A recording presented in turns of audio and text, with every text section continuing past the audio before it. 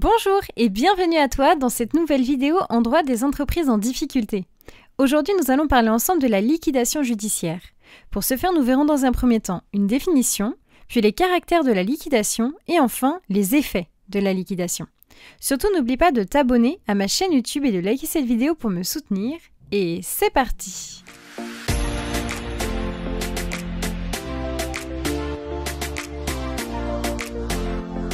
Tout d'abord, une définition.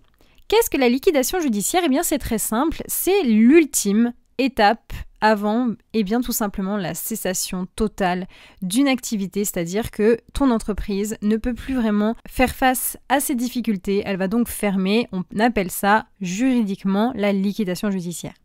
Donc c'est la situation dans laquelle un débiteur est en cessation de paiement et dont le redressement est manifestement impossible. Ici, c'est très important de noter que pour mettre en place une liquidation, il faut donc deux caractères. Il faut une cessation de paiement et il faut également donc que le redressement, donc la procédure intermédiaire entre le plan de sauvegarde et la liquidation, soit manifestement impossible.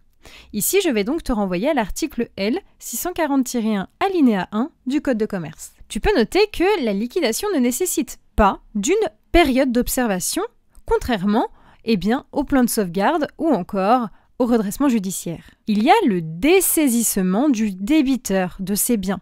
Il ne peut donc plus exercer l'administration de ses biens sur une période limitée dans le temps.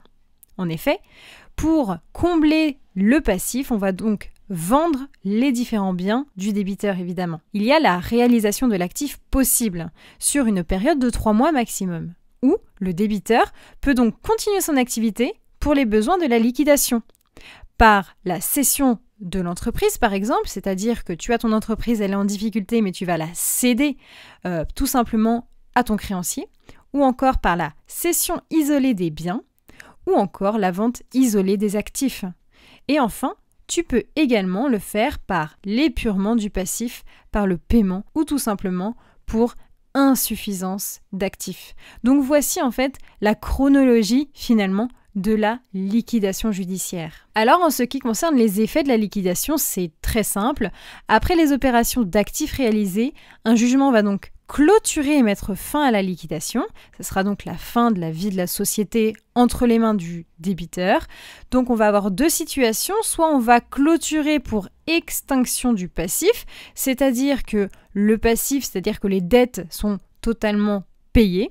Et enfin, cela peut être une clôture pour insuffisance d'actifs, c'est souvent le cas le plus courant, où finalement le débiteur ne peut absolument pas payer ses créanciers, et donc on va clôturer définitivement l'activité de l'entreprise.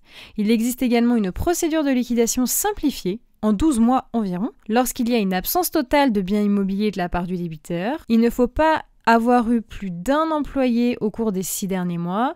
Et enfin, il faut avoir un chiffre d'affaires qui est inférieur à 300 000 €. Donc c'est une procédure, disons, qui va être accélérée, mais il faut quand même réunir certaines conditions, évidemment. Voilà, c'est la fin de cette vidéo. J'espère avoir bien su t'aider dans tes révisions. En tout cas, n'hésite pas à t'abonner à ma chaîne YouTube, à liker cette vidéo pour me soutenir, mais également à me rejoindre sur mes réseaux sociaux, Instagram et TikTok. À bientôt!